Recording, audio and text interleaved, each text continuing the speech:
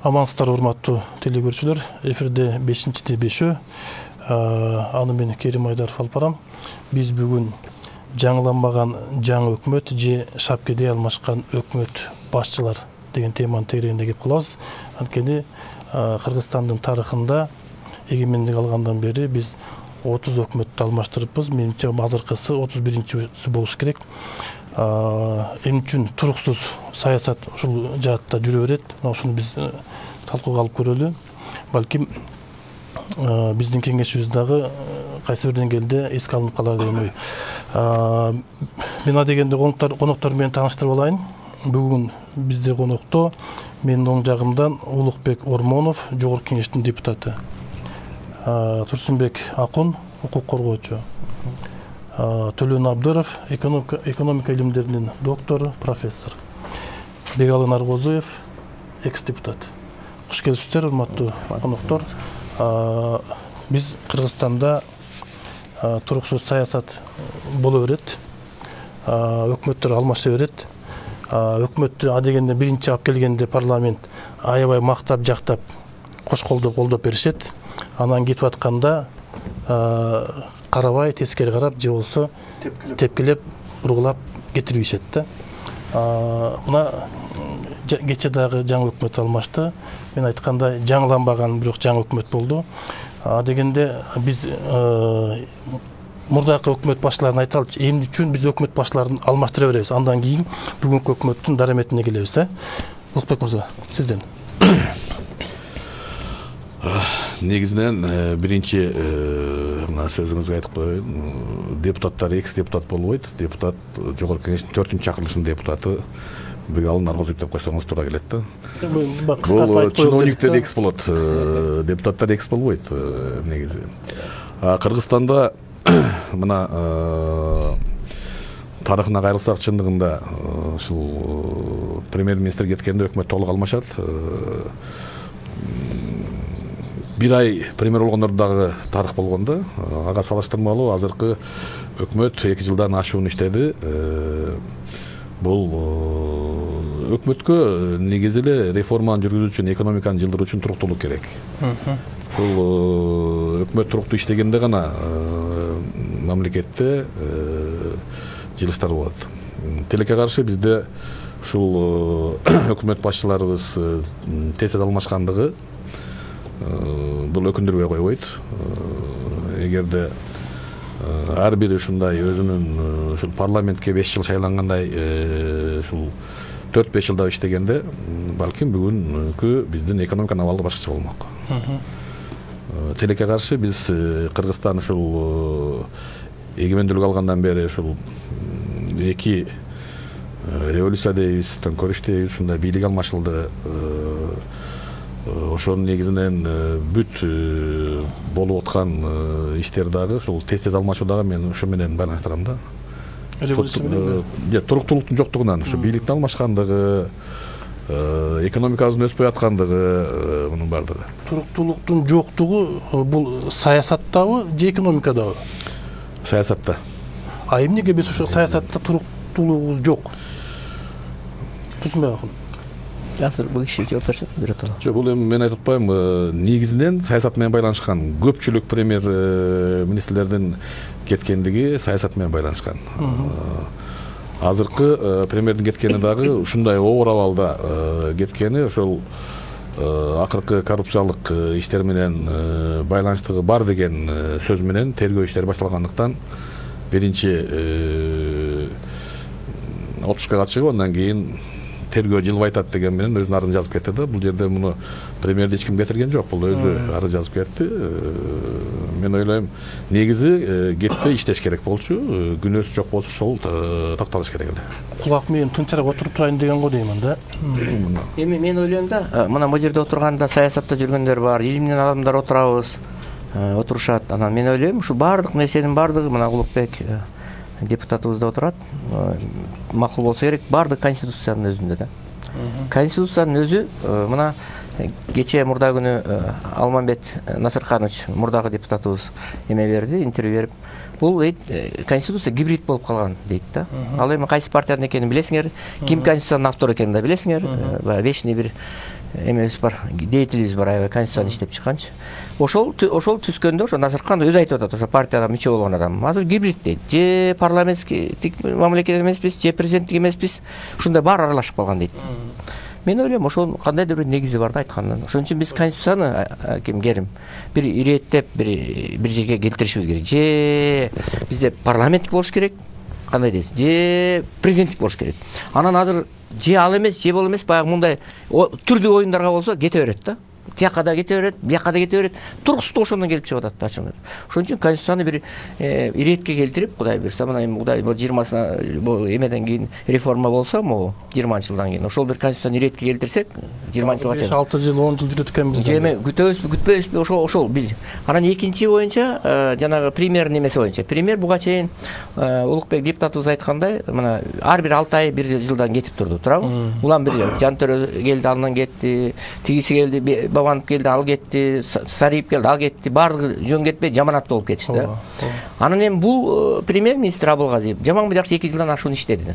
Мына мурдагы премьерлерге караганда жаманбы жакшы көп бир топ жакшы иштеди, эте башка маселе. Бирок ушу туруктуу иштеп берди.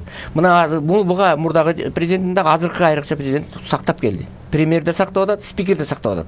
Туруктуулук да, мына Сооронбай Шайыпович болбогондо бул премьер мурдарак эле кетип калышы мүмкүн болчу да. Туура. Анан ошон үчүн эми сактап депутаттар колдоп берди, сактап берди, отчетун алды, башка кылды. Анан бир чоң эле кемчилик, мен ойлойм, эми 1-2 депутат чыгып алып, анан бир чети мындай да, эл аралык уюмдарда, дүйнөлүк коомчулукта мына баарыңар билесиңер, эгерде бир иш козголсо бир адамдын үстүнөн да, тем более премьердин үстүнөн иш козголсо, же бир эмеге шектүү болсо, ал башка өлкөлөрдө кетип калат. Это нормальный процесс. А бирок бизде деген биздин менталитетке туура келбейт экен да. Бирок ошол эл аралык норманы сактап, ал кеткенге уруксат берди, убактылуу туруп турайын өргө.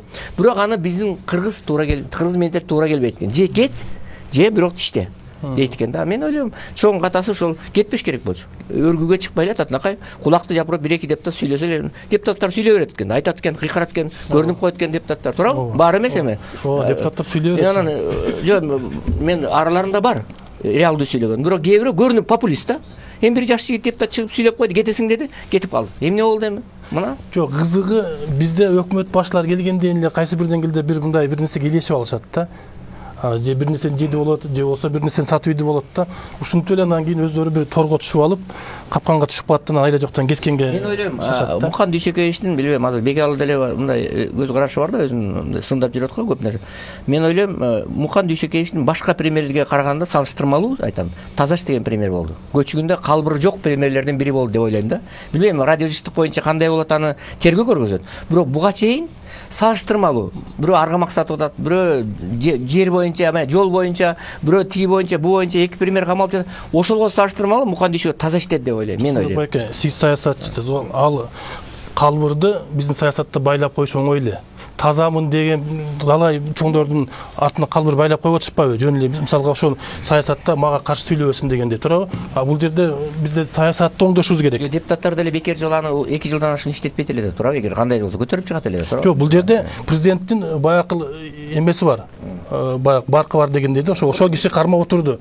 Ой, бизде деген өкмөт алмаша бербесин, эч болбосо 2-3 жыл отурсун дегендей, туурабы? Туурабы, бул президенттин заслугасы. Кандай дейсиз? Эми биздики баягы туруксуздук боюнча эми көрүнүш мындай бир адат болуп калды да. Адат болуп калды. Адат болуп калды да. Бирдеме болсо эле бүт эле премьерди кетириш. Эми эгерде мамлекет өнүксүн десек, эгерде ушул бир жакшы бир ийгиликтерге жетсин десек, анда ошол премьер-министр, кабинет министров бүт бардыгы ушул туруктуу иштеш керек да. Мөөнөтү баягы узун болуп мындай неме болуп туруш керек. Анткени биздики айрыкча биздики Кыргызстанда мындай болот да, баягы өкмөт кеткенден кийин, башкалар келгенден кийин тигилер эчтекени билбечи, бизден кыйынбыз, биз андан да көп билебиз деп туруп, кайта эле башынан баштап эле ушинтип эле канча жылдан бери эле биз ошого келип атабыз. Мисалы, мындай көрүнүштөр бар, башка мамлекеттерде деле бар. Европа мамлекеттеринде карап турсаңар, аякта деле көп эле мындай алмашып турган кездери бар да. Бирок аякта деген булар өзүнчө жанакы бир системаны иштетип алышкан да, жанакындай бир стратегияларды, программаларды иштетип алса, ошол болсо башынан киргизип коет да, бүттү 5 жыл, 10 жыл деп туруп. Анан өкмөт өзгөрө бере, эмне боло бере, ошол программалар иштей берет да. Ал деген Иванов, Петров, Баланчаев ким келе айырма жок да. Ал программалар иштей берет. Биз деген эгерде ушуга азыр деме кылышыбыз керек болуп атат да, басым кылышыбыз керек да. Биз да мына акыркы эле бир 2013 жылдан баштап кичине оюбузга баягы стратегиянын кандай түзүш керек, эмне кылыш керек экенин эле келдик да. Ошондой программалар түзүп алсак мейли, алмаша берсин. Бирок мен мисалы ачыгын айтканда каршымын ушул дайыма эле өзгөртө бергенден. Мисалы ушул Мукан Дүшөкеевич иштеп атканда эми анча-мынча болсо кээ бир тармактар болсо да, мындай бир акырындык менен болсо дагы өсүштөр болуп, мындай бирдеме болуп келаткан. Анткени бул адамдар бай мисалы ошол эле айыл чарба жагынан деле карап көрсөңөр, алар ошол жагына көңүл буруп атышат. Андан тышкары жанакы президенттин арты менен тиги аймактарды өнүктүрүү дегенге аракет кылып атышат, баардык кылып атышат. Эми өсүш деп деле айта албайм, бирок ошого көңүл буруп, акырындык менен аякта деле неме да иштетип, бир программалар түзүп, анан аларды акырындык менен ишке ашырып, бул убакыт керек да. Анан бир бизде айыл чарба барбы өзү? Бизде айыл чарба министри бар экенин билебиз, бирок айыл чарба бар, карапайым эл өздүргүзөт да. Өстүрүп атышпайбы, продукцияны өстүрүп атышат, аны тиги чет жака сатып атышат, дагы бирдеме кылып атышат. Бирок айыл чарба жагынан эгерде биз деген айтсак, 95% биздики тоо. Аян терис болгон эле 5%, маяктан деле кыйраткан тиги айыл чарбага көңүл бурабыз дегенибиз биздики деле туура эмес. Бул башынан баштап эле айта турган. Бирок мен айткан десем, бул эми жанакы дагы экономика жагынан айтып берсем, мен багыттарды айтып берем, кайсы эмне кылып, кайсы жагын неметиш керек экен. Өкмөт алмашканда экономикага таасирин тийгизеби, тийгизбейби? Тийгизет, аябай тийгизет. Эмнеге тийгизет? Мен айтып атпайм, эгерде Европадагыдай жанакындай программалар туруктуу болуп, алар эгерде алмаша берсе иштей берет. Аныкы уже система түзүлүп калган. Биздики андай эмес.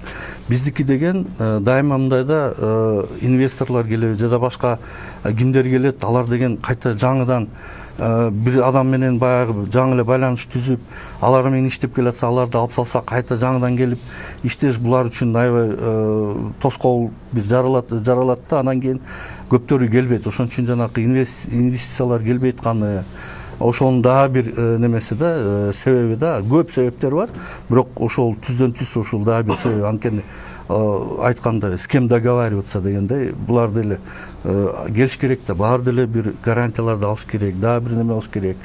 Анан эң негизгиси ошол келип туруктуу, эгерде өкмөт болбосо, туруктуу министрлер болбосо, анан эми карап көргүлө, ошо алмашып атып, мына министерстволор, бүттү министрлер, премьер-министрлер. Эми азыр мына министрлер деле келгени менен бүт баардык коркотуш чечим чыгаргандар. Анткени эртең дагы эмне кылып, дагы эмне кылып салат, тозокко түшүп калам деп, ушул жанакы улам алмашып атып туруп, азыр эч кимиси мына чечим чыгарганга мындай бир даяр эмес да. Кандай бир жакшы чечим болобу, эмне болобу, эртең дагы бирдеме болуп кетет деп туруп, андайдан да алыс болуп калышкан да. Биздин коңшу мамлекеттер бир жолу айтышпадыбы? Силердин мына министриңер менен эми эле сүйлөшө баштаганыңызда, эртең башка министриңер келет. Анан ушинтип бизде саясат өзгөрүп кетип атат. Туруктуу болбойсуңар дегенде бир таарынч болгон да. Туурабы? Өкмөттүн алмашы керек беле, тез-тез же керек эмеспи? Эми эмне үчүн суроо бере атпайсың, өкмөт деле тез-тез алмаша берет деп. Себеби өкмөт бул аткаруу бийлиги да. Президент эл шайлайт, эч ким алмаштыра албайт. Жогорку кеңеште эл шайлайт, эч ким алмаштыра албайт. Ал эми өкмөттө болсо, жогорку кеңеш менен президенттин ортосундагы компромисс менен шайланат. Ал аткаруу бийлигинин гана аткаруучу бийлик. Анан аткаруучу бийлик өлкөдө 30 жылдан бери же экономикабыз жылбайт, же саясатыбыз жылбайт, өзүң эле айтып атасың.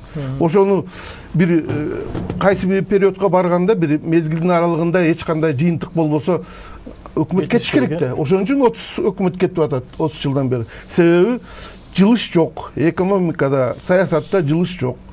Ар бир өкмөт өзүнүн ушул кайсы бир убакыттагы өзүнүн ишмердигине жооп берип отставкага кетип атат. Анан көбүрлөрү, көп эле премьер-министрлер коррупциялык ушундай бир кылмыштарга шектелип кетишет. Темир Сайрев 6 миллион доллар урдап алды деп кетиришти. Бабановду атты белек алды деп кетиришти. Ошол сыяктуу эле Абылгазиевди дагы азыр болжолду эсеп менен 500 миллион доллардык жана радиожыштыкты коррупциялык жол менен сатылды деген шек жаралды. Ошон үчүн ал кетүүгө аргасыз болду. Бул жерде айтып кое турган нерсе тез кеткен жок, бул аябай көп иштеди. Мен билгенден жана Танаевден баш кийинки эле ушул болду, узак мөөнөт өткөн иштеген, 2 жылдан ашык иштеген. Бул иштей берет болчу. Ал тургай элдин баары, билармандардын баары айтып аткан, шайлоого кетет экен, кийинки лидер бийликтин партиясынын лидери болот экен деп ачкан. Болгону бул жактан балким бир оппоненттери жардам берди, кылмыш иши ачылып, калганда да кетиргиз келбей, бир топ качан отпускага барып эркелетип кымыз ичип жатпады Кочкурда. Ошондо да анан актанганга мүмкүнчүлүк беришти. Балким муну калп эле эмес атканды, балким кирип айтты да, мен жок, мен эч кандай тиешем жок деп. Ошого да карабай атып ушундай мүмкүнчүлүк берди. Мындай премьер-министрди эч ким колдогон эмес. Президент муну колдоп, аягына чейин колдоду. Если могу калбыры сен айткандай чыкпаса, аягына чейин колдомок. Себеби президент өзү премьер-министрликтен келген да. Өкмөт дайыма эмеде отурат да, иненин үстүндө отурат. Парламент эмне деп кыйкырат, же президент эмне деп кыйкырат, эртең отставкага кетирип жибербейби деп. Ошон үчүн өкмөттүн ичиндеги атмосфераны азыркы президент билет да, өзү өкмөттөн чыккан үчүн. Ошон үчүн аягына чейин колдоду, бирок моюнга алыш керек, Абылгазиев эч нерсе мындай бир же экономикада, же саясатта мындай бир прорыв, мындай бир жасай алган жок да, мындай бир ийгилик, чоң ийгилик. Шуну Абылгазиев жасады эле деп айтып кала турган, тарыхта кийин Кыргызстан эстеп жүрө турган бир ийгилик жасаган жок да. Жокпу? Эмнеге жок? Туура эмес да ал. Коопсуз шаарды ким жасады? Абылгазиевдин убагында болду, туура. Буга чейин бирде болгон эмес. Коопсуздар ушу иштин ордунда болду. Ушу иштин убагында мына айыл жерден өрүктүү боюнча ушул ордо завод, фабрикалар курулду. Мен айтып атам. Эми такыр эметкен болбойт да Абылгазиев кеткенден кийин. Мен айтып атам. Же экономикада, же саясатта деп атам. А майда чүйдө бир коопсуз шаар деген уят. Бул коопсуз шаар канча жылдан бери бүтпөй төгө коррупциялык жол менен бүтпөй келаткан нерсе. Утуруңуз эми. Сиз сүйлөгөндө мен унчукпай отурдум. Бирок сиз бир нерсени туура айттыңыз. Текебаевдин конституциясы жөнүндө бир ишме сөйлөй жазган конституция гибрид болуп калып, ушундай. Ал сиздин досуңуз, дос күйдүрүп айтат деп сиз күйдүрүп айтып атасыз. Туура айтып атасыз. Мына Атамбаев, Текебаев, Отунбаева булар элдин баарын 20 жылдан бери башын айлантып жүрдү. Биз парламенттик система болушубуз керек Кыргызстан. Биз парламент системаны алып келишибиз керек. Мына алып келдик, мына конституциясын жаздык, мына парламент системаны киргиздик, мына ишке ашырып атабыз деп. Кана парламенттик система? Кана ошол? Ошонун баары калпка чыкты бардыгы. Если парламенттик система киргизеткен болсо, сиз айткандай жалаң парламент кылыш керек болчу. Дүйнөлүк практика бар. Бүт баардыгы билет, элдин баары билет. Парламент система деген эмне? Булар же парламенттик система эмес, же президенттик система эмес. Сиз айткандай гибрид, а биз айткандай бир аралашма система келди бизде. Ошон үчүн мына бүгүнкү күндөгү кризистердин баары, саясий кризистер, экономик кризистердин баары ошо сиз эң туура айтып атасыз. Конституциянын ушундай чала иштелип калгандан, сабатсыз иштелип калган, сабатсыз кишилер жазган конституция үчүн ушундай болуп калды деп ойлойм. Ар дайым эле конституцияны күнөөдөй беребиз да. Конституцияга чейинки аткаруу формасын деле карап көрөлүчү. Керим, бир нерсени кечирип койсун, кайрадан сүйлөгө. Мисалы, ошол Атамбаевдин убагында, ага чейин дагы мына Улукбектер билет, ар бир 6 айда 1 жылда өкмөт аралашып атты, туурабы? 6 фракция кечирип койсун булар деп. 6 фракция бүт талап турду. Премьерди иштетпейт, сразу. Андан тышкары бүт 6 фракциядан тышкары комитеттери бар, башка партиялар бар, туурабы? Анан бирден ар бир жыл сайын кетип атты. Ал эми мына Абылгазиев мына 2 жылдан ашуун, мына президентибиз Сооронбай Шарипович ушул кишини сактаганда Абылгазиев жакшы көргөн үчүн сактаган жок. Бир стабильность болсун. Өкмөт бир 3 жыл, мына туура айтам, Улукбекке кошулам. Өкмөт жок эле дегенде 3 жыл же 5 жыл иштеш керек, туруктуу. Bir жылда birden кеткен өкмөттөн бул киши айткандай, доктор Наук айткандай, эмне чыгат андан? Экономика талкаланат туурабы. 3 жыл иштеген өкмөттөн эмне чыкты? Эми жаманбы жакшы ушул өкмөт азыр мына спикерди сындап атабыз, өкмөттү сындап атабыз, премьер сындадык. Бирок ушул өкмөт бирдикте иштешти да. Президент угуп иштешти. Бул команда болуп иштеди. А мурда булар иштеткен эмеспи депутаттар, туурабы иштеп. А жаманбы жакшы эмне үчүн сакталды? Команда болуп иштеди. Айтат, иштептир, бирок биз мындай көзгө көрүнгөн иштесе жок деп атпаймынбы? Эми анын үчүн конституцияны ошондой кылып салды да. Конституцияны ошондой болуп атат. сөзүмдүн аягын чыгарып коеюн. Мына өкмөттөр туруктуу иштеш үчүн же бир кандайдыр бир натыйжасы болуш үчүн өкмөттүн ишинен бизде көп жылдардан бери айтылып, бирок жасалбай келаткан бул ар бир партиянын өзүнүн экономикалык программаларынын атаандаштыгы болуш керек да. Туура. Мына бул партия келди, бир бол. Биз мына оппозиция болуп бийликке. Биз мына могул программа менен муну биз башкача кылабыз. Могул өкмөттүн жасап аткан ишинен биз мына моундай башкача кылабыз деп, булар жеңип чыгып өкмөттү алып, анан ошону көрсөтүш керек. 1 жыл, 2 жыл результатына жараша, жыйынтыгына жараша анан эмеден кетиш керек. Бизде андай болбой атпайбы? Ошо эле Атамекен кайсы жыл 13-жыл алдыбы өкмөттү Оторбаевди койгондо. Мына жанагы артынан фанат болуп ээрчип жүргөндөр ошолорго айтып койгум келет да. Мына өкмөттү өздөрү каалаган кишисин Атамекендин ичинен, тизменин ичине алып чыгып Оторбаевди койду. Кандай ошол бир экономикалык программа болдубу? Бир ошол программа ишке аштыбы? Элге жайралып түшүндүрүү. Биз мына Атамбаевдин өкмөтү же СДПКнын өкмөтү же республиканын өкмөтү минтип иштей албай атат. Мына биз Атамекенде моундай экономикалык программабыз бар. Биз моундай нормаларды киргизебиз. Экономиканы моунтип башкарабыз. Могул багытта өнүктүрөбүз деп айтып, анан ошону ишке ашырып, анан элдин астына чыкса, ой Атамекен кыйын экен деп калмакпыз. Атамекен өзү дагы премьер-министр да бокко жараган жок да. Отурду кадимки башка эле премьер-министрлер отурду, кызматын кагазга кол коюп, ошо менен 2 жыл, 1 жыл өттү, кетти. Бизде ошол экономикалык программалардын атаандаштыгы болбой атат. Эгер ар бир партиянын экономикалык программалары атаандашып турса, эл могулардыкы жакшы окшойт деп ошол программа боюнча колдосо, анда бир жөн. Ушул Атамекен эмес, башка премьерлер ошол кетти. Премьер келип атам. Бул киши эми Атамекен жаман көрөт, ошон үчүн көбүрөөк сүйлөйт Атамекен. Жок, мына жакшы көргөн Текебаевдин досу деле айтып атпайбы? Чындыкты айтып атам болуп. Мен деле чындыкты айтып атам. Ушул кезге чейин бир дагы өкмөт жакшы деген жокпу. Биз ушунтип эле жаман деп беребиз го. Эмнеге? Бир да өкмөт жаман жакшы деген жокпу? Айтыңызчы, кимдерди айта аласыңар? Баары жакшы иштеген өкмөт. Эмне үчүн эми бардыгын эле жамандай берсек, жакшы киши кайдан келмек эле бизге? Мен ойлойм, Бабанов премьер-министр катары көп мындай жаңылыктарды киргизип аракет кылып иштей баштаган болчу. Тилекке каршы ошону дагы биз толук иштеткен жокпуз. Жанагындай жылкынын чуусу менен анда кетирдик.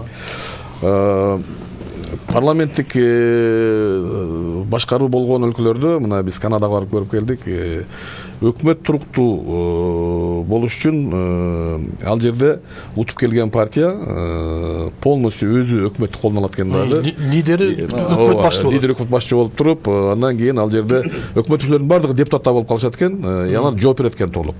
Bizde ne oldu? Biz hükümet başını oşalla SDP partiyası başka jiberiyoruz da andan keyin kıykırıp sınday başlayız. Biz жибергенден кийин кошо аны менен жооп беришибиз керек. Мына ошол партиянын программасы деген Бегал айткан сөзү ушунда да. Эгерде ошол бир команда келип өзүнүн программасын алып барган болсо, анда ошондо прорыв болот, ошондо жылыш болот. Биз ар кандай күчтөрдөн кошулган өкмөт жанагы арабаны ар жака тарткандай болуп калат да. Премьер-министр дагы ошо бир партиядан келип алып, толук өзүнүн же каалаган ишин жылдыра албайт. Башкара албайт да. Бийлиги жок. Демек ошол биз айткандай же биз мына Золушев, конечно, ушул оор убагында чыгарып алып, уртепкеге алынып калды. Жанагы тактабайлыбы, элге койбойлубу, ушул бизге эмне керек деп. Чындыгында ушул керек. Биз тактап алып туруп, же толук президенттик башкаруу бирөө жооп бериш керек. Биз азыр эч ким жооп бербей атат. Ооба, эч ким жооп бербейт, туура айтасыз. Же болсо парламент башкаруу болсо толук ошол жеңип келген партия өзү колуна алып бардыгын. Мына биз жооп беребиз деп 5 жыл жооп берсин. Толук көрсөтсүн, эмнеге мүмкүнчүлүктөрү бар, программасы менен алып чыксын. Ошол болбойт атат. Фактически бизде парламент система жоктугун далилдеп атат. Жок, система жок. Мына бул жерде Керим, мисалы биз элдик курултай институтун түзгөнбүз, туурабы? Институт эмес, элдик курултайдын мүчөлөрү катары биз аракет кылып атабыз, президент менен, премьер менен тиешелүү сунуштарды берип. Анан ошонун сунушу боюнча биз референдум 12 000 киши кол коюп, ошо жанагы Улукбек айткандай, эмени өткөрөбүз деп, жанагы тиги референдум өткөрөлү деп чечкенбиз. Президенттик шайлообу же аралашмабы же парламенттик система? Кайсыбыз керек? Элден ушул убакка чейин элден эчтеке сурай элекпиз да, туурабы? Суралбайбы. Только эле президенттер чечип келатат. Кандай болот, эмне депутаттар чечип келет. А элден эл байкуш в стороне калып атат мындай. Ошо элден биз сурабайлыбы? Кандай эл кандай чечет? Референдум өткөрбөйлү. Ал Зулушевдуку, Курманкулдуку эң жакшы сунуш. Эми только ал биздин идеяны берди. Дагы 2-3 вопросту коюп бермекпиз. Ошол референдум өткөрсөк, аябай жакшы болот эле. Элден сурашыбыз керек. Эл өзүнүн пикирин айта элек азыр. Только ак үйдө отурган чоңдордун баары эле чечип атат. Эл пикирин айткан жок. Ошол бир системага келчи. Биз гибридтен кетишибиз керек азыр. Гибридтен кетип, конституцияны мына ушунун баардыгы неме болду? Конституциядагы мондай тияка да кете берет, бияка да кете берет. Баягы эми андай болбойт да, мындай болбойт. Менимче өкмөт башчыда баягы конституциянын негизинде чоң полномочий болгону менен баягы ар жагынан тушап тургандан кийин жөн эле баягы аяй көрсөтүп эле өкмөттү коюп коюшту да. Өкмөт башчы деген бар, бирок саясат жүргүзө албайт, туурабы? Бийлигин жүргүзө албайт. Бир чиновниктер сен эмнеге мынтип атасың, моундай иш кылгын деп айта албайт. Анткени ал паланчанчы түкүнчөнүн кадры болуп чыгат. Мына чындыгы үчүн айтып коелу. Мисалы, ошол эле Жантөре Жолдошевич. Мен Өмүрбек Бабановду жакшы көрбөйм өзү негизи. Бирок ошентсе да айтып коеюн ал жигитти. Какой-то реформалары бар эле да. Ал ишини көргөндө эле мен башкача болом. Башка пример, ошол эле тиги ошо ата мекенин көрсөтүлгөн жанагы ким Жомарт Оторбаев. Ушулардын баардыгын эле ошо Жантөре баштап Сариевдин деле, улагы Тыкыйып деле куш өзүнчө эле бир эме да. Булардын баары жаман иште деп айтканга болбойт. Премьерлердин баарын азыр камалып калса эле же кызматтан кетсе эле тепкилеген устабыз да.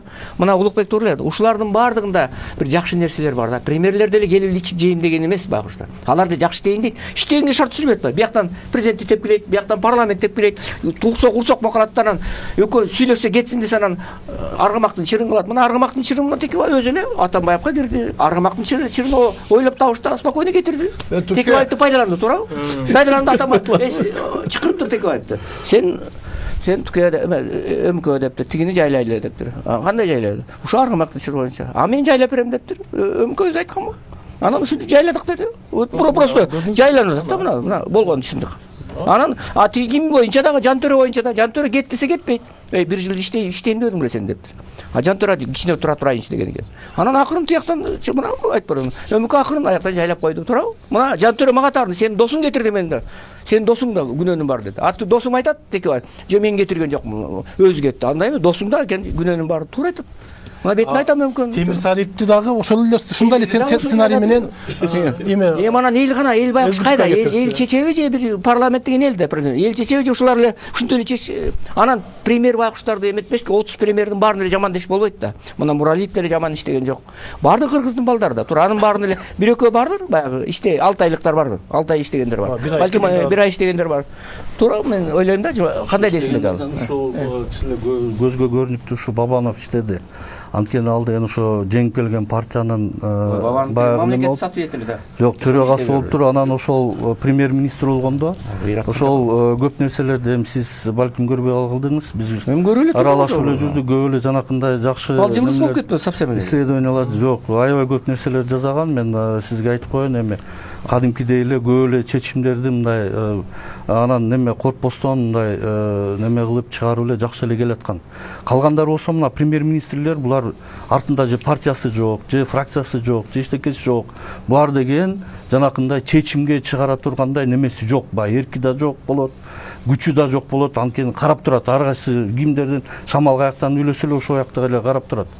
Андайлар ошол жанакындай бир кескин түрдө бир чараларды колдонуп дагы бирдеме жылдырганга жок. Темир Сариев деле, Темир Абдуллаевдер эми аракет кылды көп деле. Эми ал мен билбейм, алыныкынан мисалы балким аякта деле бардыр, бирок эми ачыгын айтканда мына баягы чечем деп эгерде неме кылса, ал деген жанакы өзүнүн фракциясынын же лидери болуп, же ошол большинстводон болуп премьерге келиш керек да.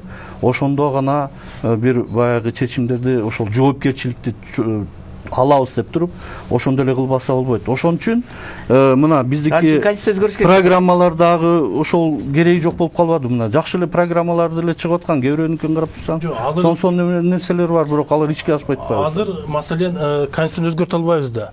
Биз эртеңки шайлоодон баштап күчтүү өкмөт түзүш үчүн эмне кылышыбыз керек? Шайлоодо менимче негизги добуш менен бир партия жеңип келиш керек да. Ошонун лидери өкмөт башчы болуш керек. Партия жеңе албайт да. Көпчүлүк албайт. Ошондо балким өкмөт күчтүү болушу мүмкүн эле. Андай болбосо бүгүнкүдөй өкмөт жашай берет да, дагы эле көпкө чейин. Инструмент чектеп койгонбуз. Партия көп албайт деген эме бар өзүчө. 60-тан ашпасын деген. 65. Çünkü 65 alganda anda укмуш чоң күчтүү партия болбойбу. Туура.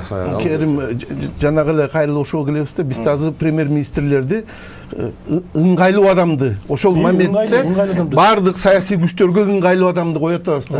Жанагында бир экономиканы мен мынтип оңдоп жиберем деген бир жаңы ой менен келген кишини, бир партиянын лидерин эмес, ыңгайлуу болгон адамды коюп атабыз. Ошон үчүн мына бүгүн жана азыр бабам бирөө жакшы иштеди, бирөө жаман иштеди деп атабыз. Темир Сариповди деле ошентип атабыз. Булар иштей албайт деп болчу. Себеби алардын баары зависим Атамбаевден көз каранды болчу. Болуп турушат. Мону кылам десе, жөн отур десе, Темир Сарип ошол унчукпай отуруп калат. Бабам да ошол жерден отуруп калат. Өз алдынча иш кыла албайт. Ошондой система жанагы бизде бүгүнкү түзүлгөн мамлекеттик система премьерди деле иштетпейт, бирок таякты премьер жейт. Ошон үчүн биз жана ыңгайлуу премьерди тандабай, бир ыңгайлуу инсанды тандабай, жана бизде Кыргызстанда качан гана партиялардын саясий атаандаштыгы, экономикалык программа атаандаштыгы болгондо гана ошондо айтсак болот. Бул партия, бул премьер жакшы иштеп кетти. Айткан убадаларын аткарды, аткарган программасын айткан программаны ишке ашырды. Жашыра алган жок, жаман жакшы иштеди деп. Азыр кантип айтабыз? Жаңанын программасын айтпаса, бир күнү эле асмандан түшкөндө жанагы партиялык парламенттик система куруп атабыз деп Атамбаев менен Текебаев кыйкырып жүргөндө жөн эле талаадан парламентке өтпөй калган Акшумкардын лидери премьер-министр болуп калат. Бул эмне деген? Же болбосо жөн эле талаадан келип Жантөрө сатып ал деп ал бир партияда жок болчу да, парламенттик партияда жок болчу да. Асмандан түшүп калып атса, анан түшүнүп каласың каякта бизде? Парламенттик системада ушундай болобу? Көчөдөн бирөө келип, эң туура айттым. Бирөө келип кирип кылабы өкмөткө? Эч качан кирбейт. Бул Атамбаевдин каалоосу боюнча. Ошол кандай чечсе, ошондой чечет. Атамбаевга ким барып же Темир Сарип бар да Байке менен иштеп берем деп. Анан Россиядан ага звонок кылышты, тиги баланы көтөрүп кой деп. Мен болжолдоп айтып атам да. Анан алып келди, партиясы жок Акшумкар парламентте. Эч бир партияга тиешеси жок. Ура деп премьер-министр шалап коюшту. Анан бир жыл иштеген жок. 6 миллион доллар пара алды деп туруп, жарга такаганда башкаларын чукуп эле коелу дегенде эле колун көтөрүп сырада арыз жазып кетип калды. Азыр эле ушундай болуп атпайбы? Дадалыш мына ушундай системаны жогорку кеңештин күнөөсү бар жокпу? Жогорку кеңештин албетте күнөөсү бар бул жерде. Бул ошол жогорку кеңештин өзүнүн оюн, максатын так айтып талаша албаганында. Себеби эми мына тарых кайрылсак, мына 6-чакырылыш СДПК партиясы көпчүлүктү алып келген. Мына 38 орун ошолор алып келди. Ошолор түздү негизинен. Бул ошол президенттин партиясы болчу. Ошол президенттин партиясы бүт маселени кылган. Эми жанагы Бегел айткандай туура. Бирок чындыгын айтып коюш керек, ошол премьерлердин ичинен Жантөрө Жолдошевич бүт тармакта иштеп, Кыргызстандын ар бир жеринде иштеп, Кыргызстанды экономиканы билген киши болчу. Бул жагынан туура. Эң башкысы өзгөндүк болчу да. Жок, эми кеп анда эмес. Негизи жанагы парашют менен түшүп атпайбы? Ошондо көпчүлүгү даже вот Кыргызстандын бир жеринде жакшы иштебегендер келип калгандыгы өкүндүрөт да. Экономиканы билген, мамлекеттин түзүлүшүн билген киши келгенде гана биз жылабызды алдыгачы. Анан отуруп элеңдеп эки саат карап отуруп үйрөнгүчөңдү. Мына бир эле мисалды айтып коеюн мен. Мен муну парламенттен дагы айттым. 2 жыл мына чек ара боюнча Разаков болчу, Жеңиш Разаков. Евразийske киргенден кийин биз Кызылкыядагы Кызыл Тоо посту жабылган. Ишкерлер өздөрү сунуш кылып, өзбек тарапы менен макулдашып, бардыгын даярдап, өзүбүз биз каржылайлы деп, анан кийин Евразистен бери макулдашып, 2 жыл өкмөт иштеп, ошол Разаковдун немесинде кагаз даяр болуп, бардыгы уже өзбек тарапка сунуш кеткен. Жаңы өкмөткө мына вице-премьер келди, биз кайрылсак, мага жооп берип атат, бул болбойт. Бюджеттен паланча менен акча керек экен деп. Бул деген ошол жанагы 2 жыл иштеген кишинин кагаздарын карабагандыгы да. Преемственностун жоктугу. Ошол аппараттын кызматкерлеринин да тез алмашкандыгы бул.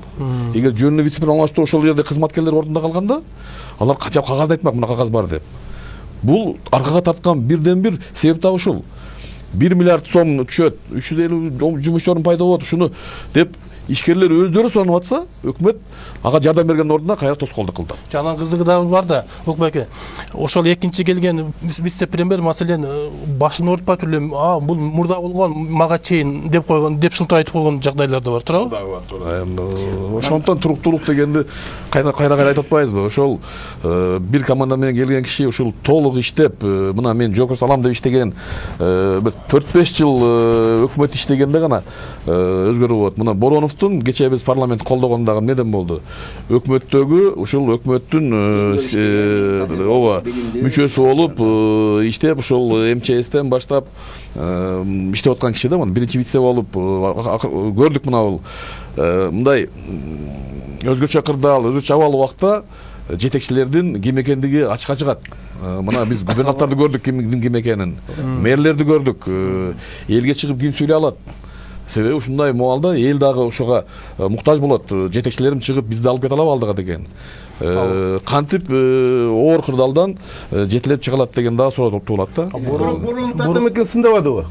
Эми сын сөзсүз болуш керек. Эми аны жанагы телегей тегиз тим эле таптаза деп айтышта кыйын да, бүт тил бар жагынан. Татам экен алып келген дейт го биринчи министрликке.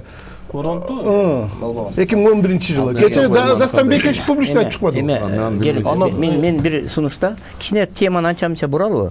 Мисалы өкмөттү, кеп өкмөт эмес. Өкмөт беге айткандай бир байкуш да, абалычы. Кеп президенттик бийлик менен парламент жөнүндө кичине бурсак дейм да, ойлойм. Мисалы парламент. Азыр кому не лень, только ушу парламентти сындашат да.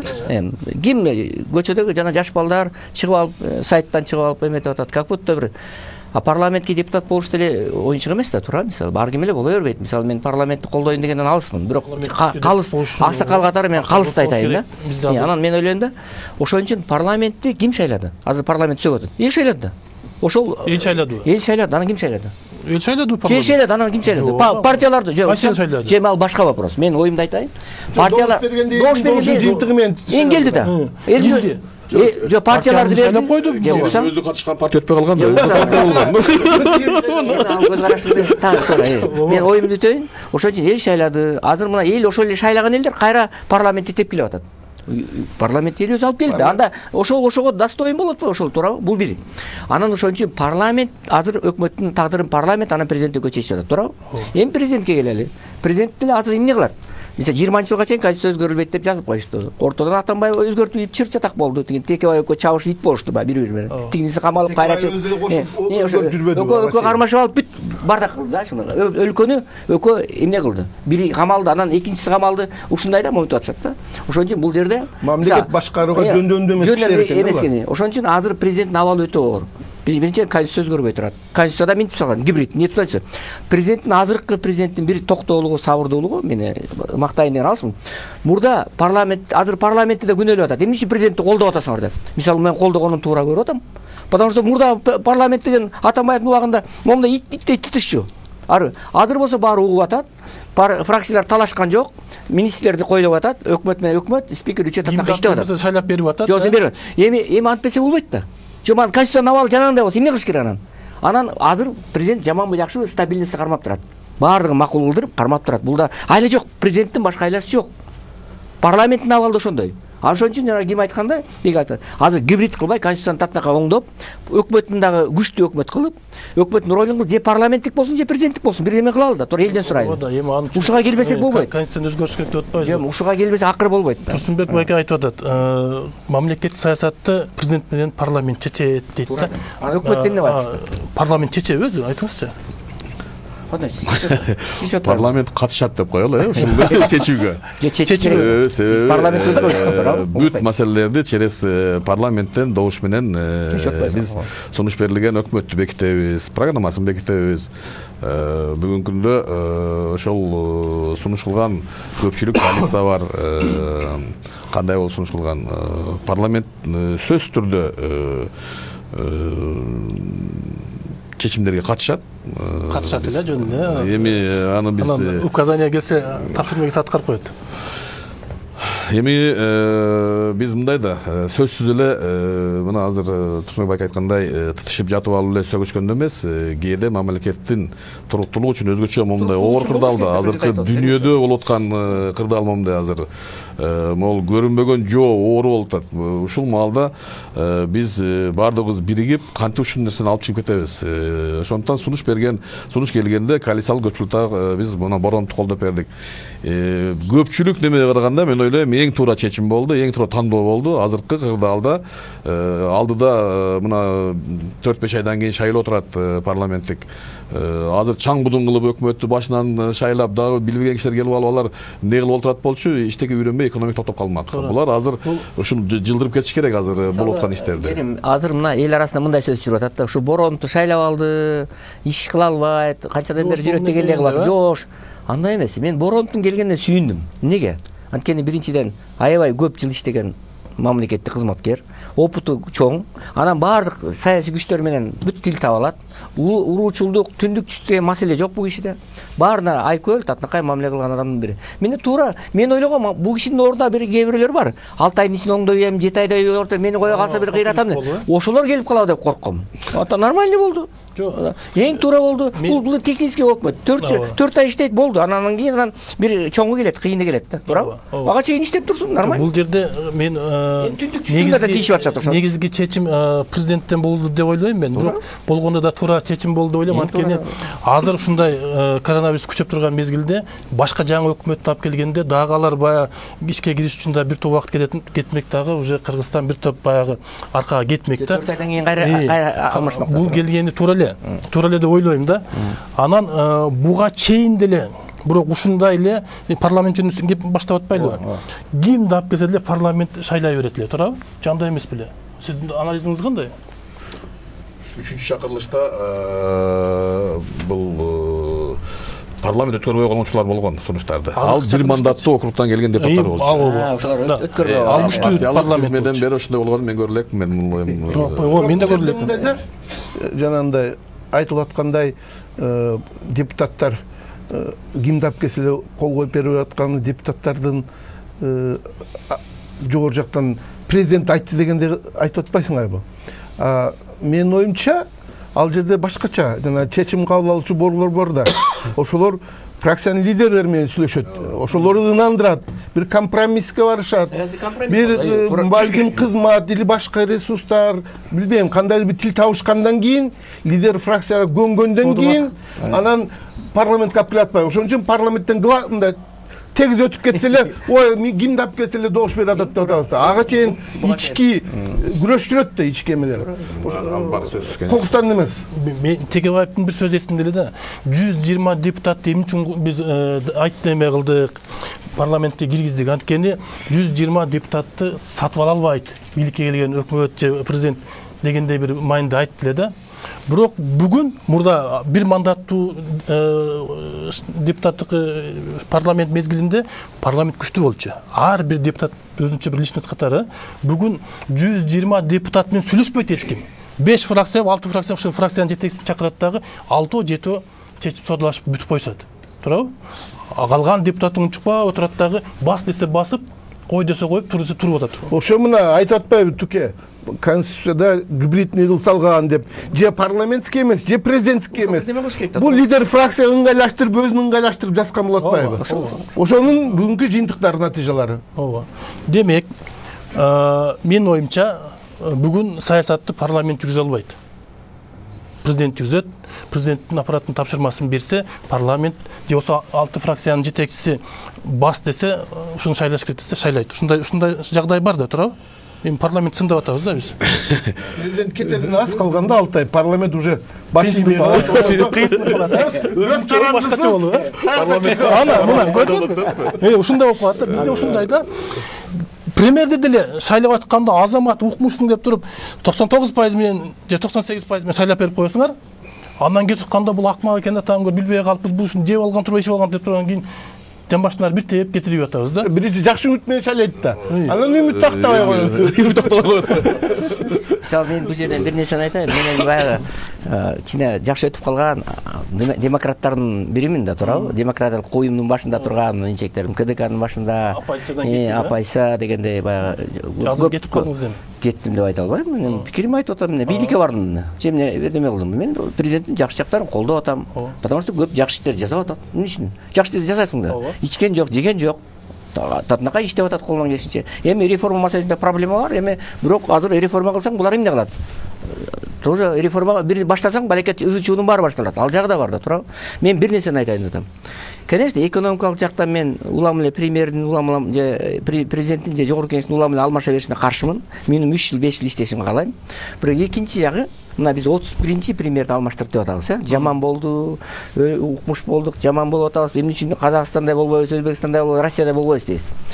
Мен как демократ катары, укук коргоочу катары, мындай акыйкатчы адам катары айтарым, Кыргызстанда ушуга бир чети, конечно, экономикада проблема бар, көп өнүкпөй атабыз, бирок бир чети сүйүнүшүбүз керек. Бул адам укугу жагынан, сөз эркиндиги жагынан, демократия жагынан, ошол жагынан Кыргызстан эң баштыкка кирбейт.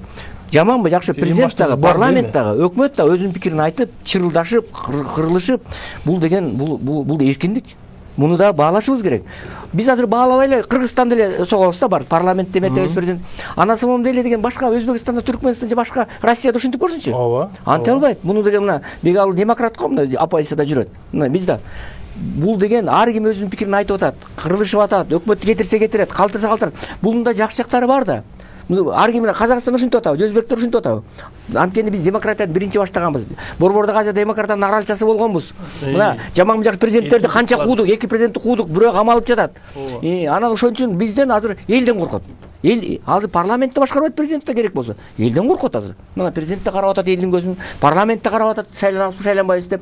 Ошон үчүн азыр эл башкарат Кыргызстанда. Ошон үчүн бул чоң нерсе. Ушунун бир минусы бар да. Минусы бар, бирок деген муну да бул бештен бейли чыгылек балдарды эле түзүлө бар президент сөкөт. Эми ал туура эмес, конечно. Түзүлө тура. Түзүлө спикер коомдун аңсынын деңгээли да. Бул киши ой жакшыбы, кандай дейсиң? Бул киши туура. Жакшы, мен кошумчалап коеюн ушул ойго. Ушул ойду. Азыркы президент Жээнбеков тарыхта эмнеси менен кылат? Президент болсоң да уурулук кылсаң камаласың деген прецедентти түздү. Туура. Мен ушун үчүн андан башка ушул президенттин тушунда 2-3 премьер-министр, 2-3 мэр, Бишкектин мэри камалды. Ууру болсоң, мэр болгонуңа карабайт. Карабай камаласың. Бийликке жакын экениңе карабайт. Премьер-министр экениңе, жемиге ушундай прецедент түздү. Мына азыркы мына Абылгазиев президенттин жакын достор катары белгилүү болчу. Мына шекчидүү, премьер-министрге шек түштүбү? Коргоп калбай, отставкага кетирди. Шек түшкөн үчүн эле. Бул да өзүнчө прецедент. Мисалы үчүн Темир Сайрипов шектелгенде, же Бабан шектелгенде аны Атамбаев өзү уюштурган интрига. Текебаев моюнга алатпай, өзү уюштурган. А бул жерде Жээнбеков уюштурган интрига эмес да. Бул ушундай чыгып калды уурулугу. Уже сактай албай калды, уже сактаганга мүмкүн эмес. Анан досуң болсо дагы кетишиңер катсак, шек болдубу? Премьер-министр жана батыштык практиканы айтып атпайбы азыр эле? Ошол үчүн кетти. Уурулук кылдыбы? Ким? Сот чечим болду элек да, сиз антип айтпаңыз. Шек деп атпайм, кайра кайтып алып. Шек уурулукка шек жаралды. 6 миллион, 500 миллион доллардык болжолдуу баа менен УКМКнын баасы менен. Ошондой сатылат турган баага радио жыштыкты коррупциялык жол менен жана алат рынкын алганга катыштыгы бар экендиги кыйыр түрүдө далилденет, кыйыр түрүдө. Себеби көрсөтмөй атышат камалганда. Тергөө болот, тергөө сот чечсин. Ал бир жакта күнөөлөй албайбыз. Анан башка кеткен өкмөт башчыларга караганда Абылгазиев аябай аттап, тондоп, кол чаап, коронавирусуна карабай, баардык оптон бешиктин алдына чыгып алып, анан жакшы бар деп кетиришти. Авторитет бар, бирок мыйзам коронавирус эмне болду? 2,5 жыл иштеш оңой эмес да. Эми жанагы маска тагынганы, конечно, ал туура эмес. Өтө уят иш болду, эмне болду эле? Өтө уят иш болду. Элдин баарын кечкече өстүрүп кыйкырып коркутуп отурат. Маска тагынгыла, социалдык аралыкты сактагыла деп биз ошолорго карап түздөнүп атабыз. Ошолорго. А өздөрү чыгып алып жыртактап эмеси жок, маскасы жок, сөткө чыгып атат. уят да эми бул иш. Эми ушун үчүн мыйзамга тартылыш керекпи же кечирип коелу анан элим деш керекпи? Эми бул мисалы жана Чыңгыз айтпадыбы жана прескриптор. Бул эми эмоциональный нерсе, конечно. Кечирим, кемчилик.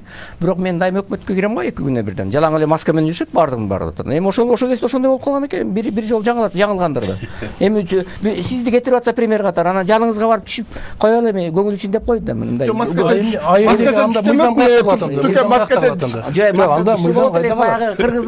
Ушундай да биз жок, кызыгы ушунда отпайбы? Мамлекетти башкарып аткан мыйзамды бекем сактаган мамлекеттик кызматкерлер элди силер момундай жүргүлө деп алыптыр, бирок өздөрү тойго барып атса. Эки стандарт менен, кош стандарт менен аракет кылып атасыз.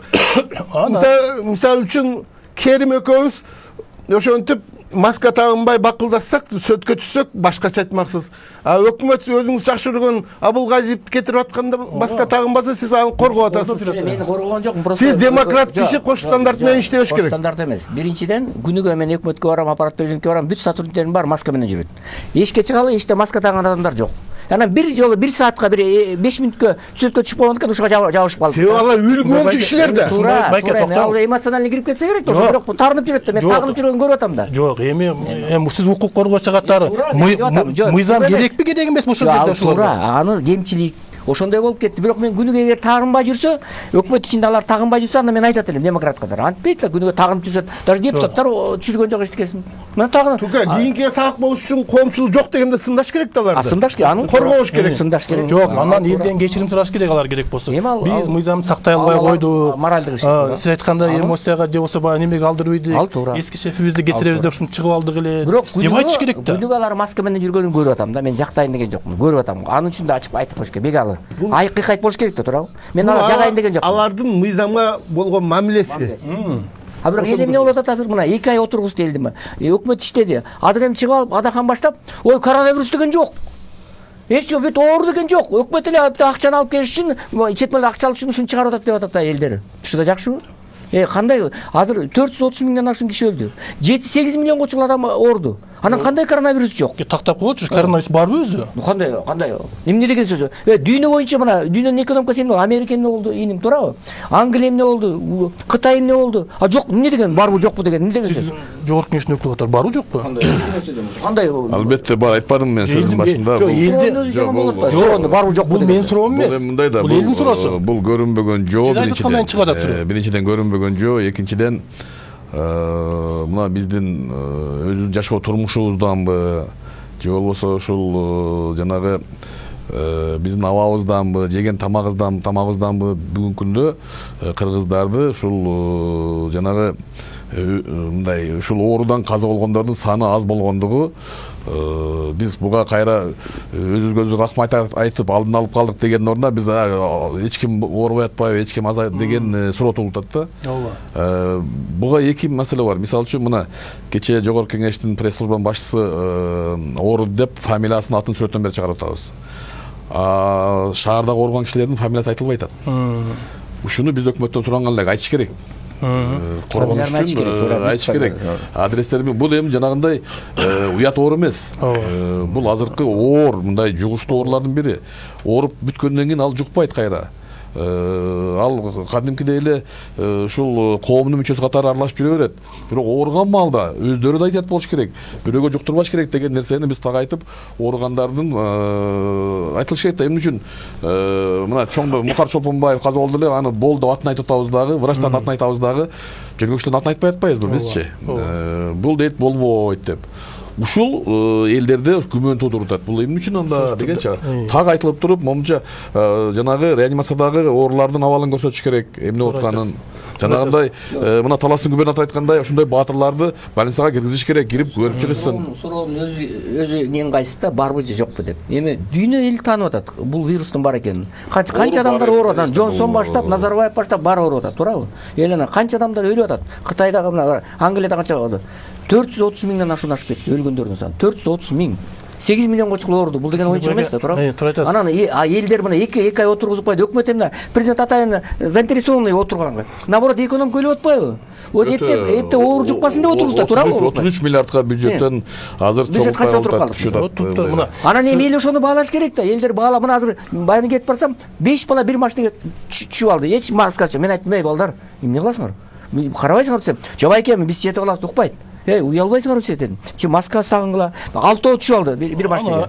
Эми ушул жакшы. 6 түшүп алган балага сиз күндө тагып атасыз дагы 40-50 100 өкмөттүн аппараты чыгып алып туруп сөткөчүсө, бул эми бир көрүнүштө деп атасыз да. Көрүнүш деген жокмун мен. Ал күнөөсү туура эмес кылды. Мен кайра айтып атам. Ал туура эмес кылды. Бир эмоционалдык нерсе, бир күнүгө жүрөт тагына. Бул эмчи жана бир нерсени журналисттер жабышып каласыңар да. Жок, бул суроонун анан экинчи суроо жана мен берип аткан жабышасыңар. Коронавирус барбы жокпу? Башка суроосу жок калган. Коронавирус барбы жокпу деген суроо бул менин суроом эмес. Биринчи, экинчиден баягы сөздүн удулу келгенде мен айтып коеюн дедим да, анткени аттуу баштуу элге сөзү өтүмдүү могу кишилер ушул бар жогун айтып койсо эл ишенсин деген кеп таризде мен ушул суроону атайлап бердим. Сиздин сөзүңүздөн чыккандан кийин кандай дейсиз? Бар, коронавирус бар. Эми биздин мен алыскы туугандарым деле каза болуп калды ошол коронавирустан. Көрүнүсү дарыланып да кичине баягы неме айыгып чыккандары деле бар. Бирок бар, ал деген коронавирус бар биринчиден. Экинчиден ошол эгерде карап көрсөңөр дүйнөлүк ошол бүт немеге ушул коронавируска батып калган кезде да, эми Америка деле жөн эле неме кылбайт эле, мына өздөрүнүн адамдарын аларда карантинге отургузуп 2 триллион доллар ушул жумшап атат да, ошол жанагы ошол көйгөйлөр чечкенге. Европа 1 триллион еврога чейин аларды жумшап атышат. Россия мына 4 триллион рубльга чейин жиберип атат, жумшап атат ошону баягы немес. Биздин казак туугандар деле ошол бир 10 миллиард долларды жумшап атат, алар деле ошол коронавирустун жанакы түзгөн көйгөйлөрүн чечейин дегендей. Кудай сактасын, эми коронавирус жукпасын дейли. Эми бизде 5 мүнөт убакыт калыптыр. Жаңы өкмөт, Бороновдун өкмөтү келди, ишти баштады. Бүгүн коронавирустун бир апаттын жаман мезгилинде экономикабыз быйла эңшерилди да. Кандай болот эртең келечек экономика? Эми экономика дегенде бул биздин, мен дайым эле айтам да, биздин экономика болсо мына өкмөт эчтеке кылбаса деле 3% чейин өсүш боло берет да. Бул баягы тиги инерция менен кетип бараткан нерселер да. Эчтеке кылбаса деле ушундай да, биздики баягы бүт түзүлүп калган да. Бизнесмендер түзүлгөн, алар өздөрүнүн иштери менен жасап атат. Өкмөт эчтеке кылбаса деле ошондо деле баары деле бир өсүш 3,5% чейин барат да. Эгерде биз деген өсүш болсун десек, эгерде ошол экономиканы жакшырталы десек, анда бир өсүшүн бир 7% чейин жеткиришибиз керек. Ал үчүн биз деген толтура жана нерселерди оңдошубуз керек да. Эми мен бул азыр өкмөттүн келип ошондой жанакындай ой жүгүртүүсүнө мен деген бир күмөн бар. Булардан эми мен түшүнүп атам, бул эми техникалык деле деп айта албайм, мен булар аракет кылат баарын жасаганга. Бирок булардын эң биринчиси жанакы мен ойлоп атам, шайлоону өткөрүш, анан могу коронавирус менен баягы ишти алып барыш да.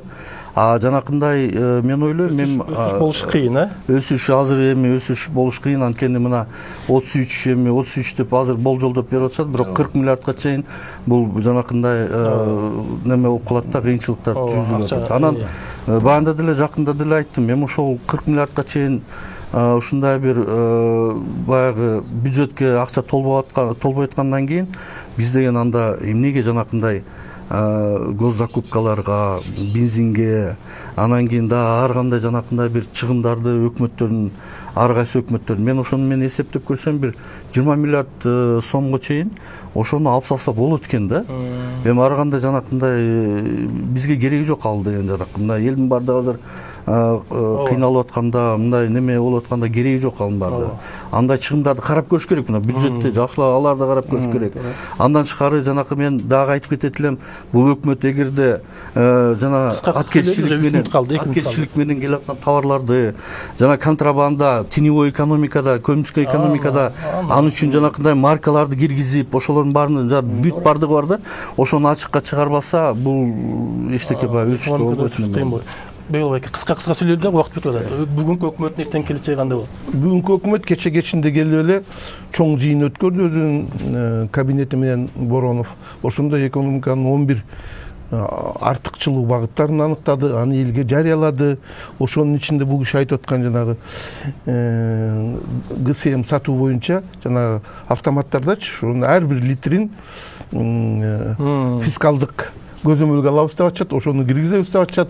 Бул дагы кошумча булак болот. Андан сырткары элдин баары эле билет экен, мына бул киши айтып атпайбы? Аткезчилик укмуш бизде. Мына Пашинян деле өкмөт, премьер-министр да. Ал киргенде результат көрүнүп атпайбы? $2 сразу көтөрүп чыгарып койду. Көрүнүп атат. Ошентип премьер-министрлер жакшы иштесе, жанатан эле талаш атпайбы? Жакшы иштесе, ушинтип көрүнөт да, акча түшкөндөн. Мисалы үчүн 2015-жылкы революциядан кийин бюджет 3 эсе өскөн, Кыргызстандын бюджети. Результаты көрсөткөн цифра менен. А 10-жылкы революциядан кийин өскөн жок, андай 3 эселеп. Бул мындай да. Кыска.